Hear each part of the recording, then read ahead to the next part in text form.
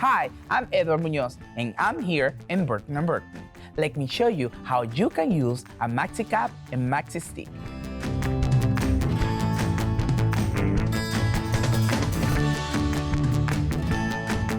To start, I will use the maxi cap and my air-filled balloon.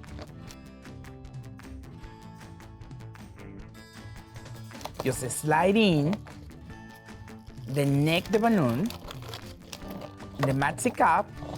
Just always try to push down a little bit. Just wrapping around the neck and just click in each side.